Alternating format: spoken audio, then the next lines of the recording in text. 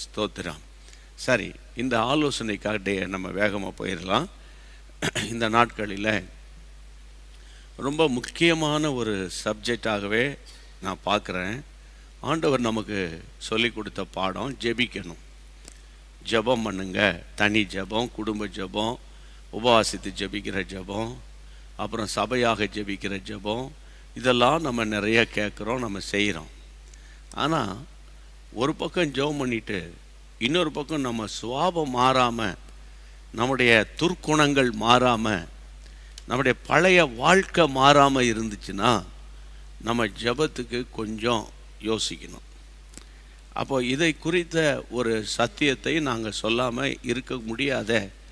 நான் ஜெபிக்கிறேன் பிரதர், நான் ஃபாஸ்டிங் ப்ரேயரில் இருக்கிறேன் அப்படின்னா, அப்படியா பிரைஸ் தி லார்ட், ரொம்ப சந்தோஷமாக இருக்குது அப்படின்னு மேலோட்டமாக சொல்லிட்டு போகிறதுக்கு எனக்கு பிரியம் கிடையாது. நீங்கள் நல்லா ஜெபிக்கணும். அதே நேரத்தில் சுபாவங்கள் மாறணும், நம்முடைய குணங்கள் மாறணும், நம்முடைய செய்கைகள் மாறணும், எண்ணங்கள் மாறணும், எண்ணங்கள் ஸ்திரப்படணும். எண்ணங்கள் அப்படின்னா என்ன அப்படின்னா, காலைல ஒரு எண்ணம், மத்தியானம் ஒரு எண்ணம், சாயந்தரம் ஒரு எண்ணம். பிசாசு பல எண்ணங்கள் அப்படியே சிந்தையில் போட்டுக்கிட்டு வருவான். ஆனால் அந்த தீய எண்ணங்களை மேற்கொள்ளணும். நம்முடைய நல்ல எண்ணங்கள் ஸ்திரப்படணும். அதுக்கு பைபிள் வசனத்தின் மூலமாகவே ஆண்டவர் நமக்கு நல்ல பாடம் சொல்லி கொடுக்கிறார். இப்போ நம்ம ஞாயிற்றுக்கிழமை ஆன்லைன் ப்ரேயர்லேருந்தே மோசே குறித்த பாடங்களை படிச்சுக்கிட்டே வரோம். உதாரணமாக, அதாவது திரும்ப சொல்கிறேன், ஆண்டோடைய பிள்ளைகளை சிலர் வேலை, குடும்பம் அப்படின்னு 2-3 நாளாக விட்டுருப்பீங்க, அல்லது ஒரு வாரம் கூட மிஸ் பண்ணியிருப்பீங்க. உங்களுக்காக திரும்ப சொல்கிறேன், ஜெபிக்கிறவங்களுடைய சுவாபங்கள் அதான் நம்ம பார்த்துட்டு வரோம். உதாரணமாக மோசேயும் ஜெபிக்கிற மனுஷன்தான் இல்லையா? 32ஆம் அதிகாரம், யாத்திராகமம் 32ஆம் அதிகாரத்தை நீங்கள் திருப்பி 13ஆம் வசனத்தின் பின் பகுதியை நாங்கள் வாசிக்கும்போது நீங்கள் அதை பாருங்கள். 32:13 பின் பகுதி. நான் சொன்ன இந்த தேசம் முழுவதையும் உங்கள் சந்ததியார் என்றைக்கும் சுதந்தரித்துக் கொள்ளும்படிக்கு அவர்களுக்கு கொடுப்பேன் என்று உம்மை கொண்டே அவர்களுக்கு ஆணையிட்டு சொன்னீரே என்று கெஞ்சி பிரார்த்தித்தான். Praise the Lord. கெஞ்சி பிரார்த்தித்தான். அதில் பாருங்க, கெஞ்சுகிற மனுஷன் அவருடைய பிரார்த்தனை எப்படின்னா, அழுது கதறி தேவனுக்கு முன்பாக ஜெபிக்கிறவர் என்பதற்கு இன்னும் 2-3 வசனங்கள்லாம் இருக்குது. ஒரு உதாரணமாக நான் உங்களுக்கு சொன்னேன். ஒரு பக்கம் ஜெபிக்கிற மோசே, இன்னொரு பக்கம் தேவனுடைய பிள்ளைகளை. இப்போது பாருங்கள், யாத்திராகமம் புத்தகத்துக்கு பைபிளில் திருப்புங்க. யாத்திராகமம் 17ஆம் அதிகாரம். 17ஆம் அதிகாரத்தில் நான் ஏற்கனவே சொன்னேன், இந்த யுத்தங்களை பற்றி பேசும்போது போன வாரத்திலலாம், அதாவது ரெவிதீமில் யுத்தம் நடக்குது. அதுதான் ஃபஸ்ட்டு பேட்டில் ஃபீல்டை பார்க்குறாங்க இஸ்ரவேல் ஜனங்க. அப்போ அந்த நேரத்தில் மோசே லீட் பண்ணி யோசுவாவை முன்னுக்கு போய் சொல்லிவிட்டு அவர் கையை உயர்த்தி ஜெபம் பண்ணுறாரு. அதெல்லாம் பார்த்துட்டோம். இப்போ குறிப்பாக நம்ம வாசிக்க வேண்டிய வசனம் 14ஆம் வசனம், 14, யாத்திராகமம் 17:14. பின்பு கர்த்தர் மோசேயை நோக்கி, இதை நினைவு கூறும் பொருட்டு நீ ஒரு புஸ்தகத்தில் எழுதி யோசுவாவின் செவி கேட்கும்படி வாசி, அமலேக்கை வானத்தின் கீழெங்கும் இராதபடிக்கு நாசம் பண்ணுவேன் என்றார்.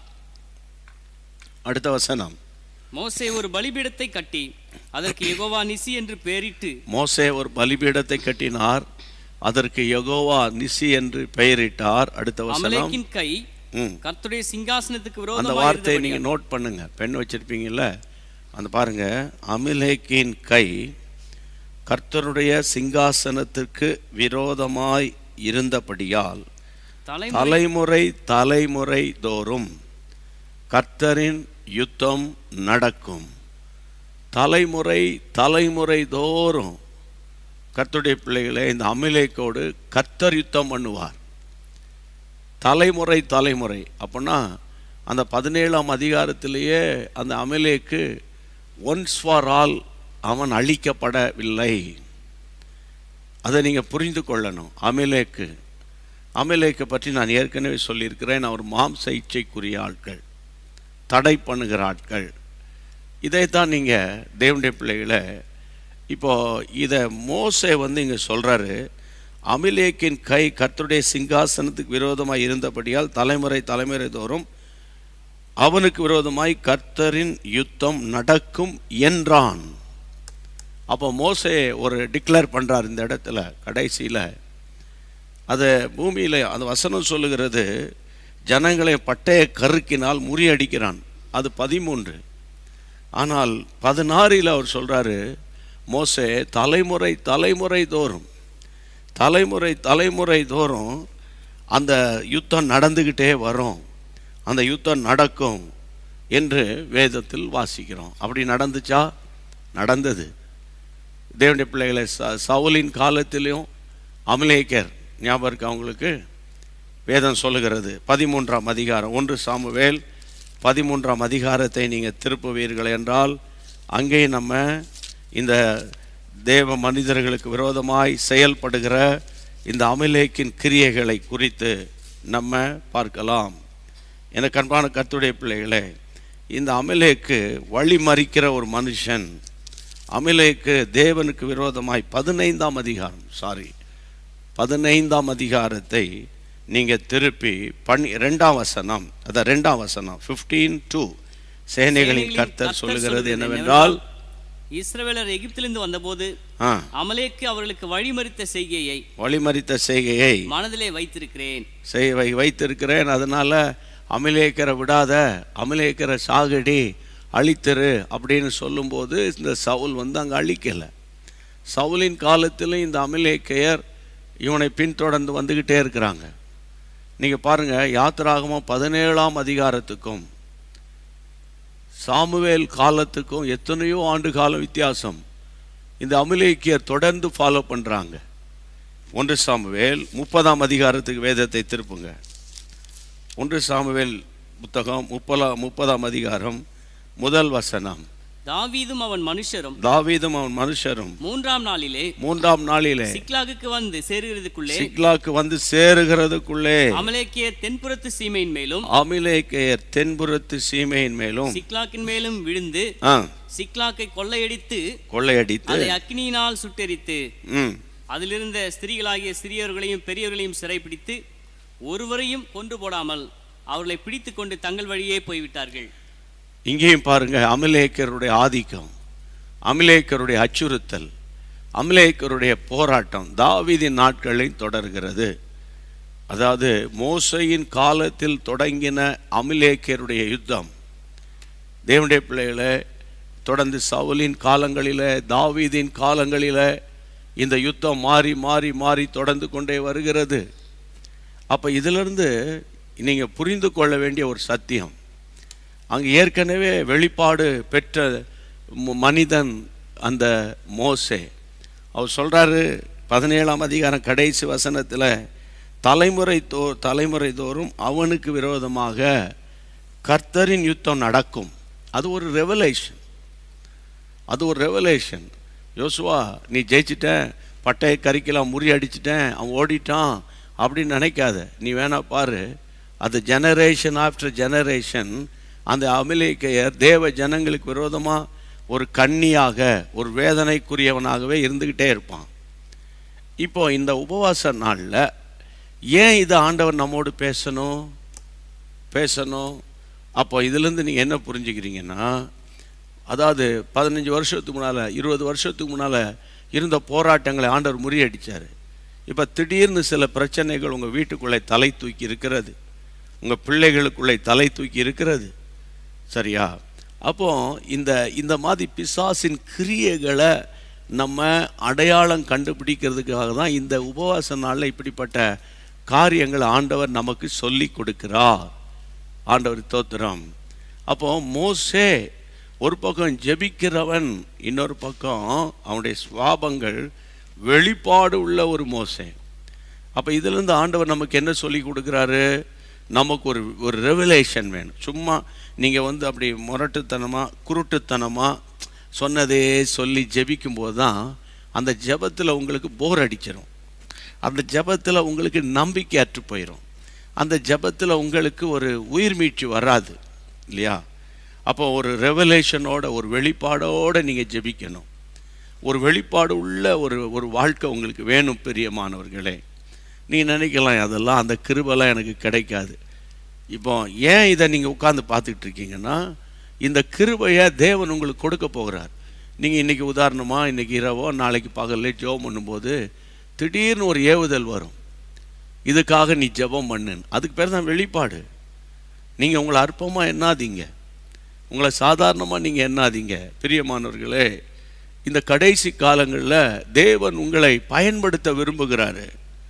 நமக்கு தெரிஞ்சதெல்லாம் நம்ம கடன், நம்ம கஷ்டம், நம்ம வியாதி, நம்ம ஆஸ்பத்திரி செலவு, நம்ம வீட்டு சூழ்நிலை, இதுவே தான் நம்ம பார்த்துக்கிட்டு இருப்போம். பிசாசம் அதெல்லாம் காட்டி நம்மளை அந்த மேலான அனுபவங்களுக்கு நேராக கொண்டு போக விட மாட்டேங்கிறான்.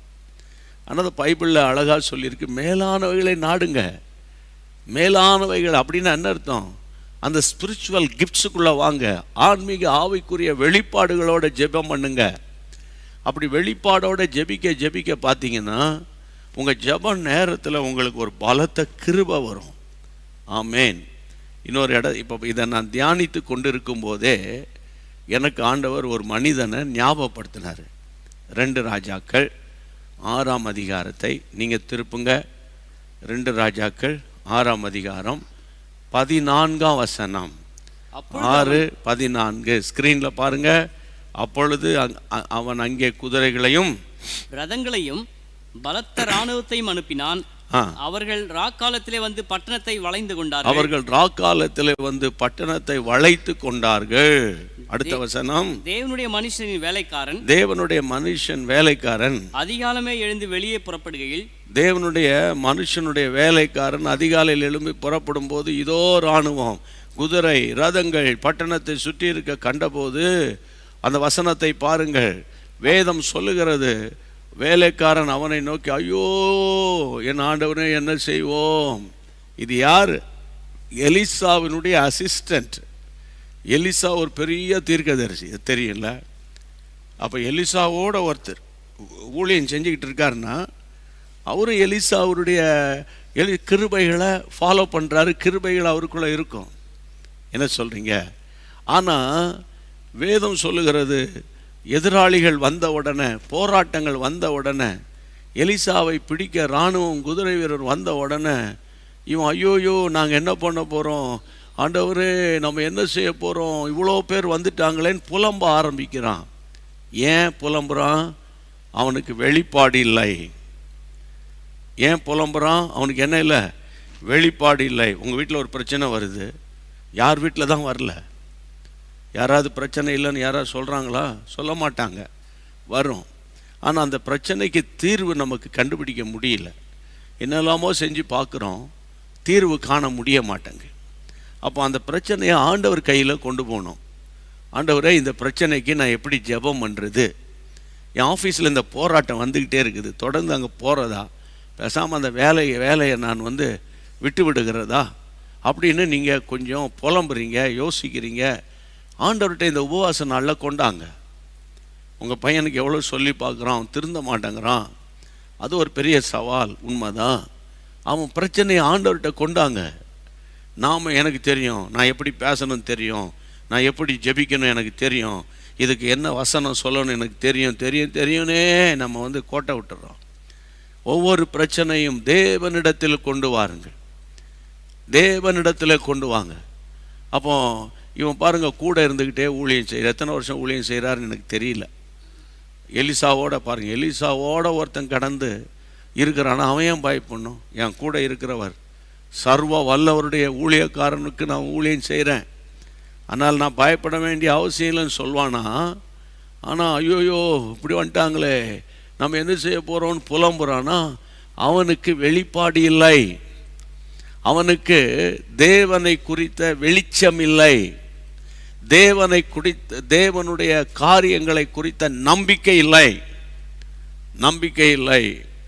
ஆகவே இன்றைக்கு உபவாச ஜெபத்தில் உங்களுக்கு விரோதமாய் பிசாசு சூழ பாளையம் இறங்கினது போல, எப்படி பிசாசு சூழ பாளையம் இறங்கி எந்த பக்கம் போனாலும் போராட்டத்திலையும் பிரச்சனையிலும் நான் சிக்கி இருக்கிறேன், என்ன செய்யறதுனே புரியாமல் இருக்குதப்பா, இந்த உபவாச ஜெபத்தில் கூட ஒரு பக்கம் ஜெபம் பண்ணாலும் இன்னொரு பக்கம் நிறைய சந்தேகம், இதெல்லாம் வாய்க்குமா வாய்க்காதா என்ற ஒரு போராட்டத்தோடு தான் நான் உட்கார்ந்துருக்கிறேன்.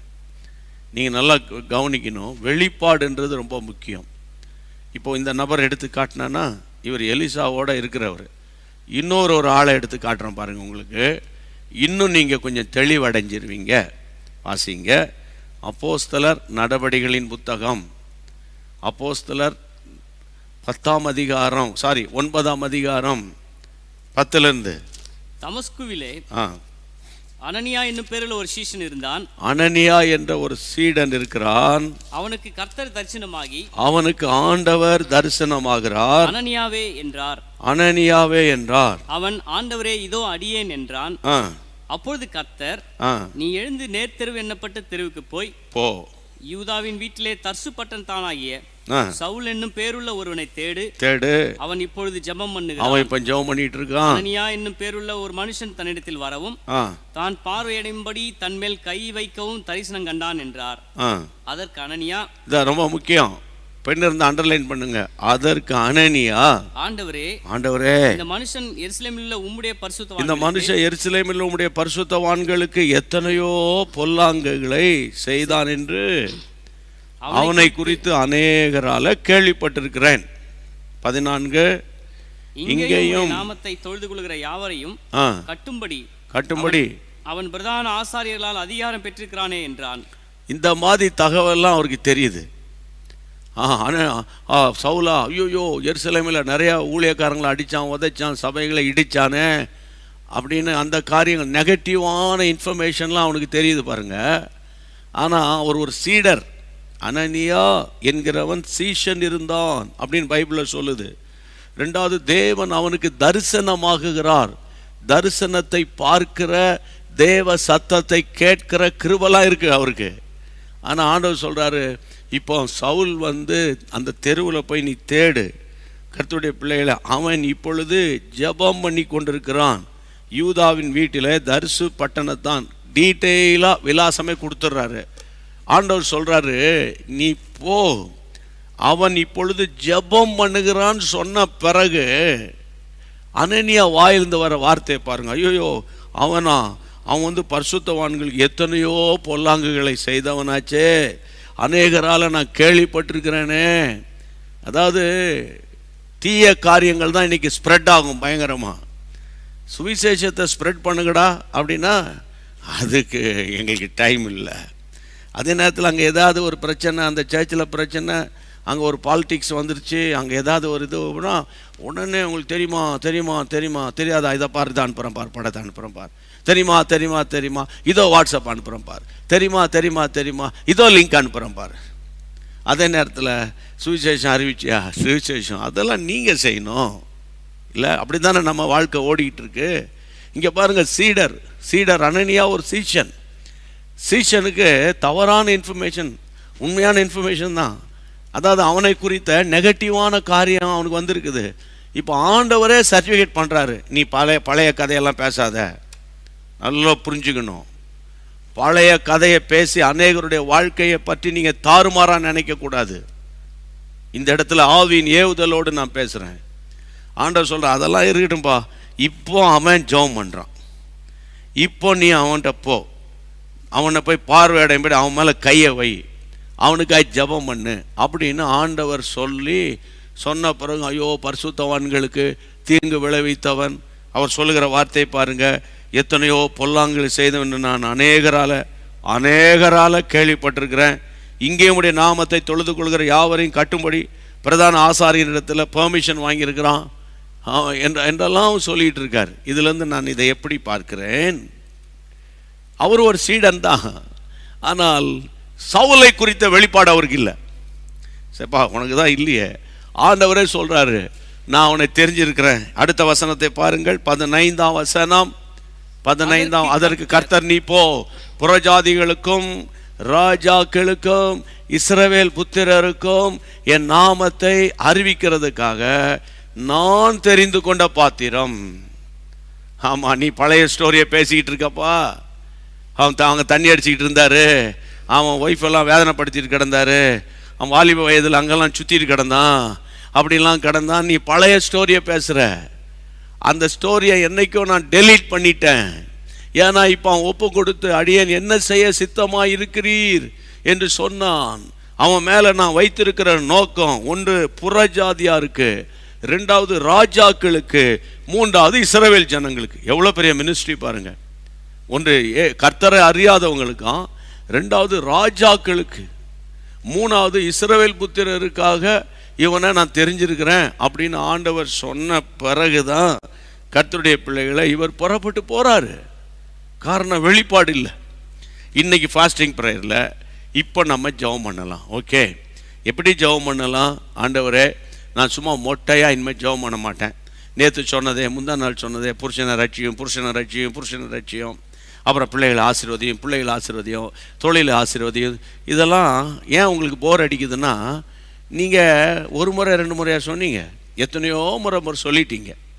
அதனால் உங்களுக்கு போர் அடிக்குது. உங்கள் ஜெபத்தில் ஒரு வலிமையை, வல்லமையை, கிருபையை பார்க்க முடியவில்லை. சரி, இதுக்கு என்ன செய்யணும்?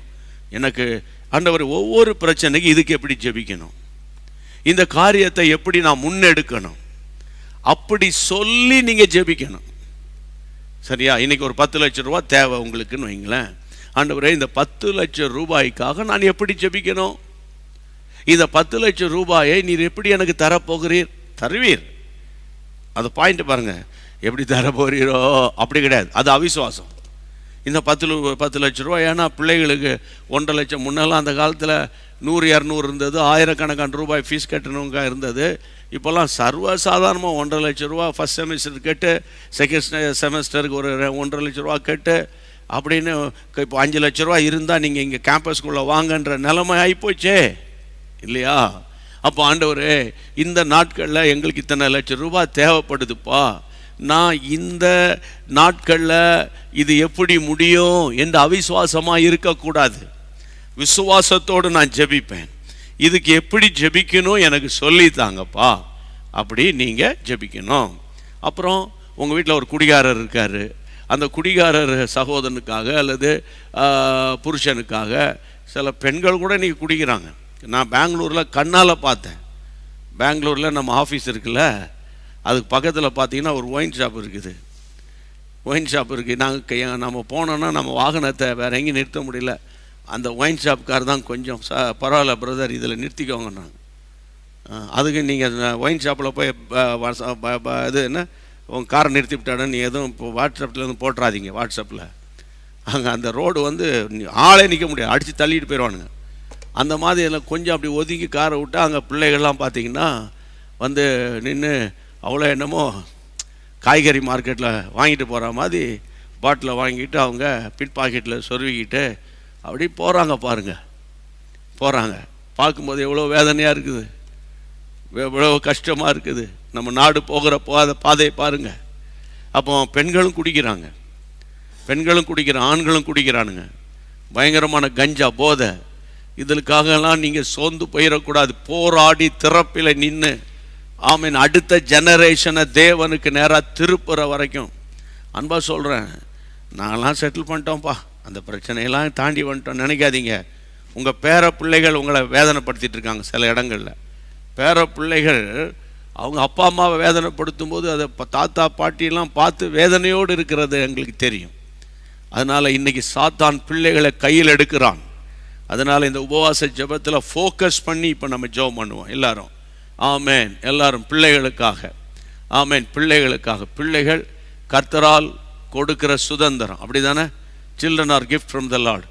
ஆமேன். எல்லாம் கைகளை உயர்த்துங்க. ஆமாம், உங்கள் பிள்ளைகள் நல்லா படிக்கணும், அது தேவை, அது முக்கியம். ஆனால் அதை விட பைபிள் படிக்கணும், பைபிளை நேசிக்கணும், பைபிளை வாசிக்கணும். ஆமாம், உலகம், பணம், பொருள், ஃபேம் எல்லாம் வந்த உடனே இயேசுவை மறக்கிறாங்க. தகப்பனை பார்த்து கேவலமாக பேசுகிறாங்க, தாயை பார்த்து வேதனைப்படுத்துகிறாங்க. ஆண்டவரை நோக்கி மன்றாடி ஜெபிப்போம். எல்லாரும் முடிஞ்சால் எல்லா முதியவர்கள் எழும்பி நின்று ஜெபம் பண்ணுங்க. சரியா? முடிஞ்சால் அப்படி கொஞ்சம் ட்ரை பண்ணி எழும்பி நிற்க பாருங்கள். கர்த்தர் உங்களை பலப்படுத்துவார். குட்டி பிள்ளைங்க, தம்பிமார்கள் எல்லாம் முழங்கால நின்று ஜெபம் பண்ணணும். இயேசுவின் நாமத்தினால இந்த உபவாச நாட்களுக்காக ஏசப்பா உங்களுக்கு ஸ்தோத்திரம். பாருங்க, இதை சொல்லும்போது என் உள்ளத்தில் ஒரு ஏவுதல், இப்படி ஜெபிக்க சொல்லி கொடுக்கறதுக்கு அந்த காலத்தில் எங்களுக்கெல்லாம் யாரும் கிடையாது. இப்போ பாருங்க, ஒரு கூட்டத்துக்கு ஓடி போக வேண்டிய அவசியம் கிடையாது. இந்த ஆன்லைன்லேயே தேவன் உங்களை ஆண்டவர் உங்களை ஊக்குவிக்கிறார், முன்னெடுக்க வைக்கிறார் ஜெப லைஃபை, ப்ரேயர் லைஃபை. ஆமென். ஆண்டவரே, எனக்கு வெளிப்பாடுள்ள ஒரு மனுஷனாக, ஒரு மனுஷியாக நான் மாறணும் ஆண்டவரே, ஒரு ரெவலேஷன் வரணும் ஆண்டவரே, அந்த ரெவலேஷனோடு நான் ஜெபிக்கணும் ஆண்டவரே. சும்மா ஆண்டவரே சொன்னதையே சொல்லாமல், ஆண்டவரே எந்த சாத்தான் கிரியை செய்கிறான், ஆமென், அது வலு சர்ப்பத்தின் ஆவியா, அது எதிர் வல்லமையா, அது எங்களை வேதனைப்படுத்துகிற மனமடிவாக்குகிற ஆவியா? இந்த மனமடிவாக்குகிற ஆவி வந்தால் என்ன ஆகும்னா, ஜெபமெல்லாம் மனசு போகும், அப்படியே சோர்ந்து படுத்துருவோம்.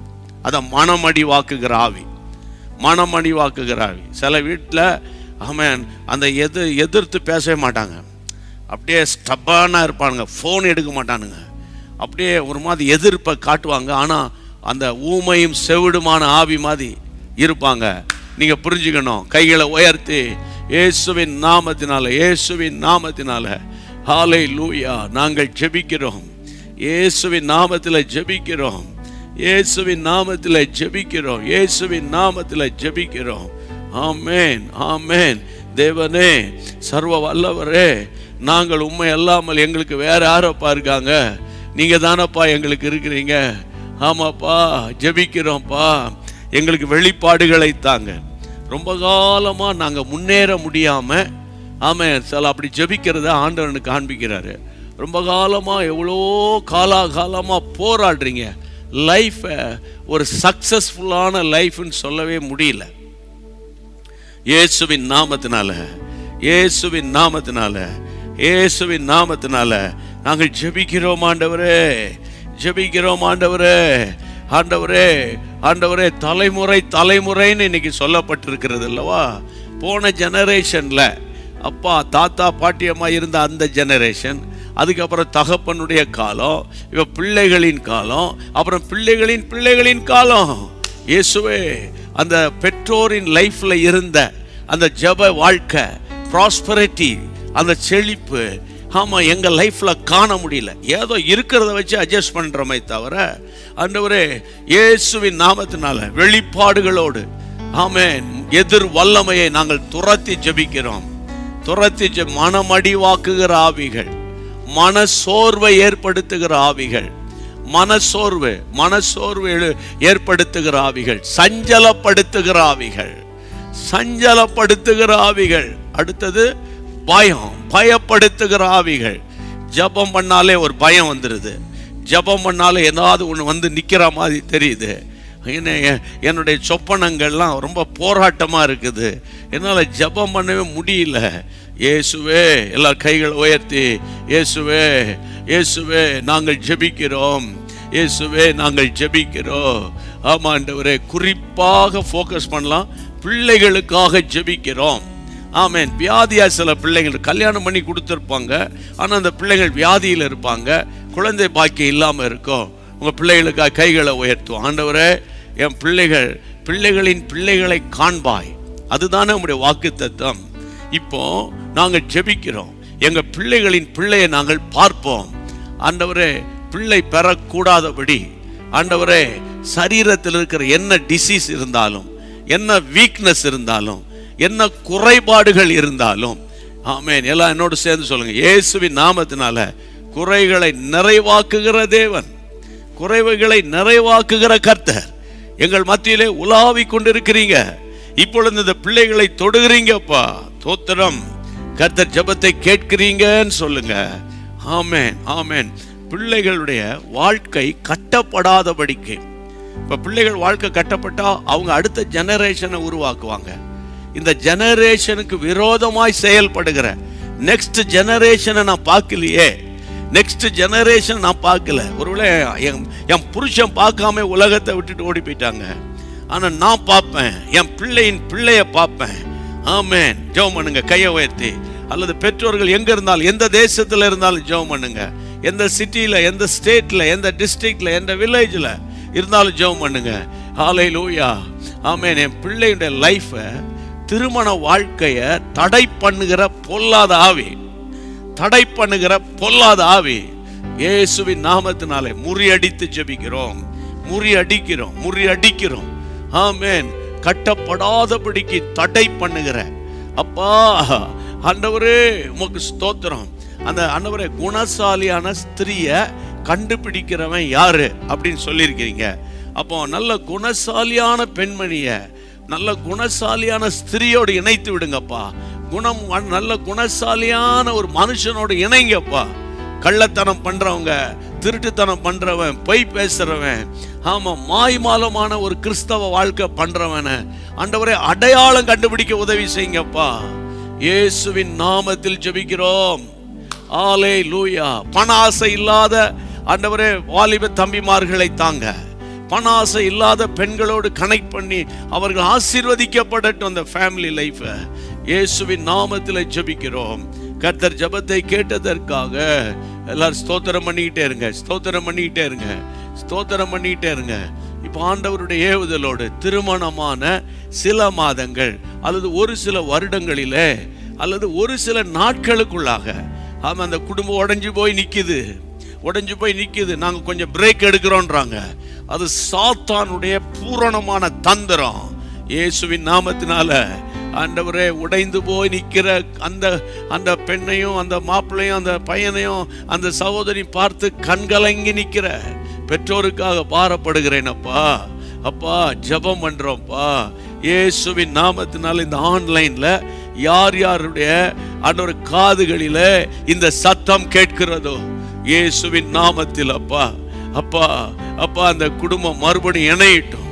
சில வீடுகளில சொத்துக்காக மனைவி ஹராஸ்மென்ட் பண்றது, ஆமா அதை வாங்கிட்டு வா இதை வாங்கிட்டு வா என்று சொல்லி ஆமே நல்லா ஜெபம் பண்றான், பைபிள் வாசிக்கிறாங்க, எல்லாம் ஜெபம் பண்றவங்க இருப்பாங்க.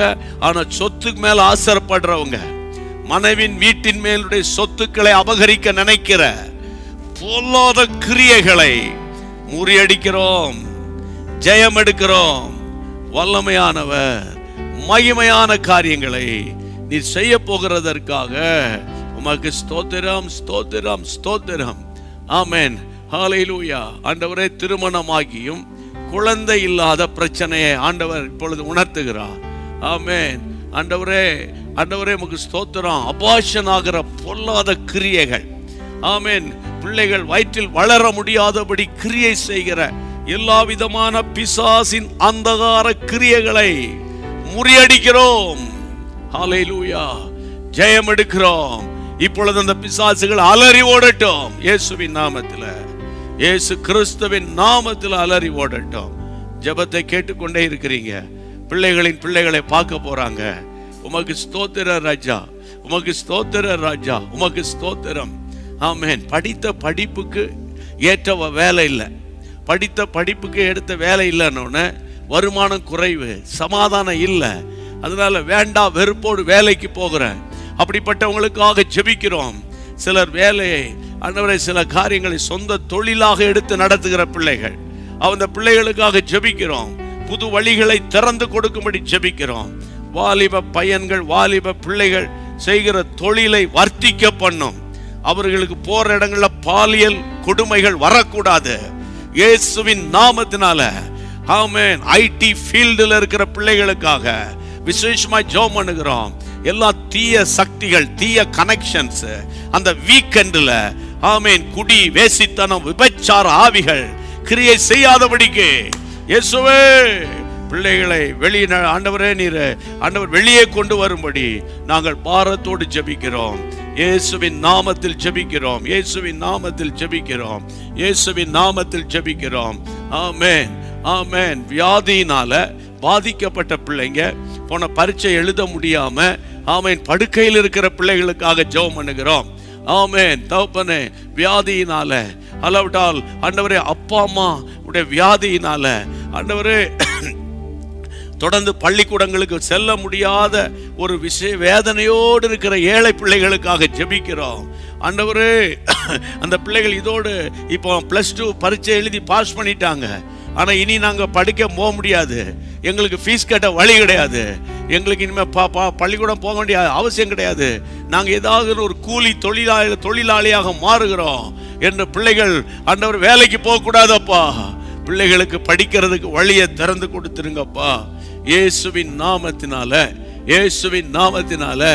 ஆமென், ஆமென். கர்த்தாவே, இந்த ஜெபத்தை நீர் கேட்டுக்கொண்டே இருக்கிறீங்க, இந்த ஜெபத்தை கேட்டுக்கிட்டே இருக்கிறீங்க. ஹல்லேலூயா. ஒருவேளை உங்க வீட்டில் இப்படி பிரச்சனை இல்லைன்னா நீங்க ஜெபிங்க என் கூட சேர்ந்து. ஆமென். அடுத்தது addiction, video game addiction, internet addiction, Facebook addiction, Instagram addiction. இயேசுவின் நாமத்தினால இதில் அந்த அடிக்ஷன்ல சிக்கி இருக்கிற வாலிப தம்பிமார்கள், வாலிப தங்கச்சிமார்கள் இந்த வீடியோ கேம்ல போயிட்டு அந்த ரம்மி என்று சொல்லப்படுகிற இன்னும் என்னென்ன வீடியோ கேம்ல அடிக்ஷன் ஆகி இருக்கிறாங்களோ, அரசாங்கம் தீவிரமாய் பரிசீலனை செய்து கொண்டிருக்கிறாங்க. பரிசீலனை செஞ்சுக்கிட்டே இருக்க கூடாது. ஒன்ஸ் ஃபார் ஆல் அதை ஆண்டவரை தடை பண்ணும்படி ஆண்டவரே நீங்க உதவி செய்யுங்க. இயேசுவின் நாமத்தில் ஜெபிக்கிறோம். ஹல்லேலூயா. ஆண்டவரே, இந்த போராட்டத்திலிருந்து ஆண்டவர், இந்த செல்போன் அடிக்ஷன்ல இருந்து வாலிப தம்பிமார்கள், வாலிப தங்கச்சிமார்களை வெளியே கொண்டு வரும் என்று இந்த முதலாம் நாள் உபவாச ஜெபத்துல பிள்ளைகளுக்காக நாங்கள் போக்கஸ் பண்ணி ஜெபம் பண்ணிக்கிட்டே இருக்கிறோம். ஷாமா மகபா துடரபஹா. ஆமென். பெற்றோர்களை மிரட்டுகிற பிள்ளைகள் இருக்கிறாங்க. ஆமாம், சத்தம் போட்டீங்கன்னா ஓடிடுவேன், வீட்டுக்கு வர மாட்டேன், அல்லது தற்கொலை பண்ணி செத்துருவேன், நான் இப்படித்தான் இருப்பேன் என்று தாய் தகப்பன ஆமென் ஆமென் மிரட்டி கொண்டிருக்கிற பிள்ளைகளுக்காக நாங்கள் ஜெபிக்கிறோம். இயேசுவே இரக்கம் பாராட்டுங்க. என்றைக்கு இல்லாத அளவுக்கு எங்க தேசத்துல இப்படிப்பட்ட பிள்ளைகள் எழும்பி இருக்கிறாங்கப்பா. இந்த முரட்டுத்தனமான பிள்ளைகளை ஆண்டவரே மனதை மாற்ற உமக்கு ஒருவரால தான் முடியும். எல்லார் கையை உயர்த்தி, உமக்கு ஒருவரால தான் முடியும். இயேசுவின் நாமத்தினால, இயேசுவின் நாமத்தினால ஒருவரால் தான் முடியும். ஜெபிக்கிறோம். ஆமாண்டவரே, எவ்வளோ போராடி பார்த்து முடியலையே என்று கலங்கி நிற்கிறாங்களப்பா. இரக்கம் பாராட்டி இருங்கப்பா. வாலிப பிள்ளைங்க அது வெளியே வரட்டும் அப்பா. கர்த்தர் ஜெபத்தை கேட்டுக்கொண்டே இருக்கிறீங்க. ஆமென். பள்ளிக்கூடத்துல முரட்டுத்தனமா செயல்படுகிற பிள்ளைகளுக்காக ஆண்டவரே, இந்த கொரோனாக்கு நாட்கள்ல online online online online online ஆண்டவரே கிளாஸஸ்ல அட்டென்ட் பண்ணதுனால அந்த வீடியோ கேம்ஸ் மற்ற கேம்ஸ்குள்ள போய் ஆண்டவரே முரட்டுத்தனமான காரியங்களை படித்ததுனால ஆண்டவரே ஸ்கூல் டீச்சர்ஸ்க்கு விரோதமா எழும்பி வருகிற எல்லா கோபாவிகள், ஆசிரியரை அடிக்கிற மாணவர்கள் ஆமென் ஆமென். ஆசிரியர்களுக்குள்ள சண்டை சில பள்ளிக்கூடங்கள்ல இயேசுவின் நாமத்தினால ஜெபிக்கிறோம். ஹல்லேலூயா. ஆண்டவரே, அசுத்தமான காரியங்கள் பள்ளிக்கூடங்களில் இருக்கக்கூடாது. கர்த்தர் உதவி செய்யும்படி ஜெபிக்கிறோம். இயேசுவின் நாமத்தில் ஜெபிக்கிறோம். ஆண்டவரே, இந்த ஜெபங்களை நீர் கேட்டுக்கொண்டே இருக்கிறீர். மூளை வளர்ச்சி இல்லாத பிள்ளைகளுக்காக நான் ஜெபிக்கிறேன். மூளை வளர்ச்சி இல்லாத பிள்ளைகளை கர்த்தர் வழி நடத்தும்படி ஜெபிக்கிறேன் அப்பா. ஆமாப்பா, அந்த பிள்ளைகளுக்கு ஏற்ற பள்ளிக்கூடங்களுக்கு வழி வாசலை திறந்து கொடுத்துருங்கப்பா. ஆட்டிசம் வியாதியினால பாதிக்கப்பட்ட பிள்ளைகளுக்காக அடிக்கடி நீர் ஜெபிக்க வைக்கிறீர். இந்த ஆட்டிசம் என்ற வியாதி இப்படி ஒரு வியாதினே தெரியாமலேயே நிறைய குடும்பங்கள் எங்க இந்தியாவில் இருக்கிறாங்கப்பா. ஆண்டவரே, அவங்களுக்கு சரியான சிகிச்சை, சரியான பள்ளிக்கூடம் வேணும்ப்பா. நிறைய மற்ற ஆண்டவரே சிபிஎஸ்இ சிலபஸ் இருக்குது, மெட்ரிகுலேஷன் இருக்குது, கிண்டர் கார்டன் ஸ்கூல் இருக்குது, ஆண்டவரே ஹிந்தி மீடியம் இருக்குது, இங்கிலீஷ் மீடியம் இருக்குது, தமிழ் மீடியம் இருக்குது. ஆண்டவர் எங்கு பார்த்தாலும் பள்ளிக்கூடங்கள் இருக்குது. ஆனா இந்த ஆட்டிசம் என்று சொல்லப்படுகிற இந்த கொடுமையான வியாதியில பிள்ளைகளை வைத்து கொண்டு கலங்கி நிற்கிற இந்த பெற்றோர்களுக்கு ஆண்டவரே நீர் உதவி செய்யணும். அந்த பிள்ளைகளை சுகமாக்கணும். அப்படிப்பட்ட ஒரு பள்ளிக்கூடங்களை நாம நிறுவனம். எல்லாம் கையை உயர்த்தி ஆமென், கையை வைத்து ஜெபம் பண்ணுங்க. ஆமா ஆண்டவரே, அப்படிப்பட்ட பள்ளிக்கூடங்களுக்காக நாங்க ஜெபம் பண்ணிட்டு இருக்கிறோம். ஆட்டிசம் என்ற வியாதியினால பாதிக்கப்பட்ட பிள்ளைகளுக்கு நாங்க உதவி செய்யணும், இலவசமா உதவி செய்யணும்.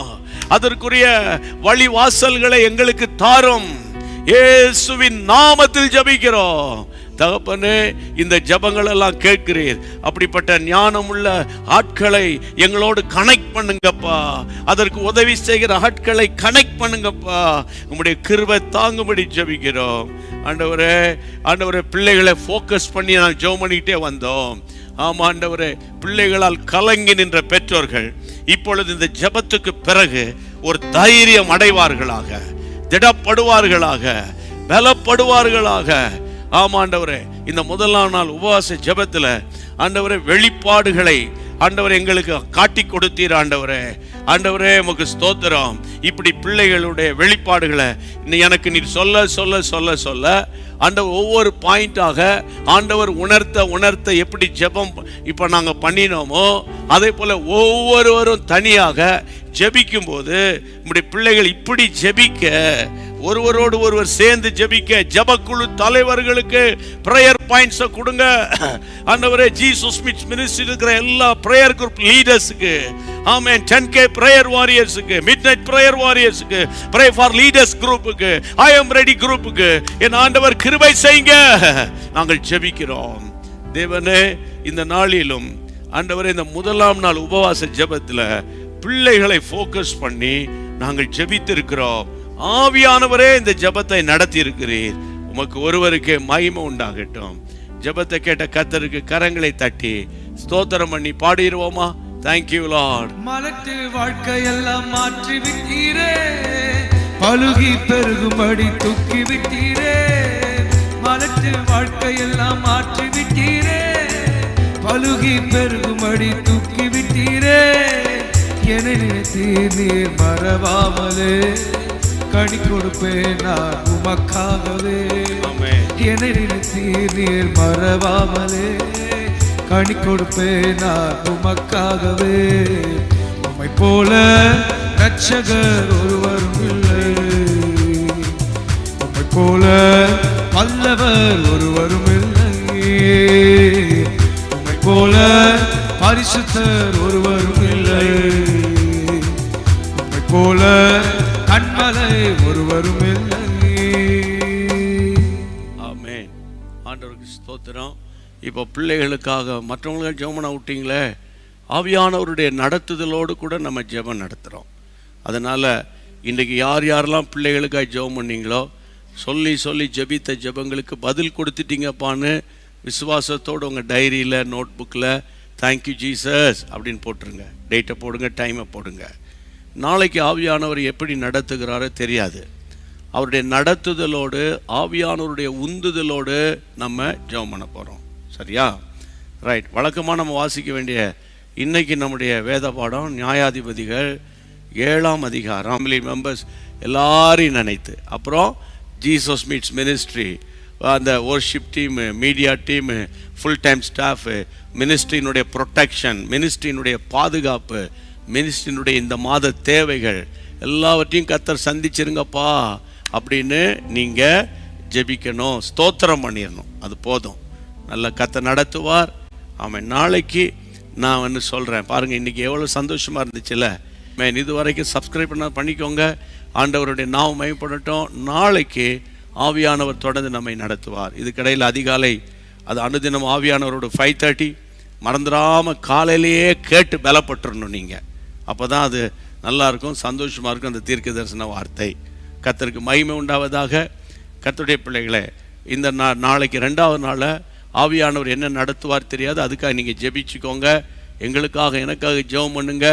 ஆண்டவருடைய நாமம் மகிமைப்படட்டும். கர்த்தர் நல்லவர். எல்லாரும் சேர்ந்து சொல்லிடுவோம். என் ஆத்துமாவே கர்த்தரை ஸ்தோத்திரி, என் முழுவதுமே அவருடைய பரிசுத்த நாமத்தை ஸ்தோத்திரி. என் ஆத்துமாவே கர்த்தரை ஸ்தோத்திரி, கர்த்தர் செய்த சகல உபகாரங்களை மறவாதே. ஆமென். உங்கள் ஜெப குறிப்புகளை கூட அந்த வாட்ஸ்அப் எனக்கு தெரியப்படுத்துங்க. இந்த நாளில் என்னென்ன பிரச்சனையில் இருக்கிறீங்க, உடனே எல்லாம் வந்துடும், நோட்டில் எழுதி கொண்டு வந்துடுவாங்க. நம்ம ஜெபம் பண்ணுவோம். ஆண்டவருடைய கிருபை தாங்கும். Praise God. கர்த்தர் ஆசீர்வதிப்பார். God bless you. Good night.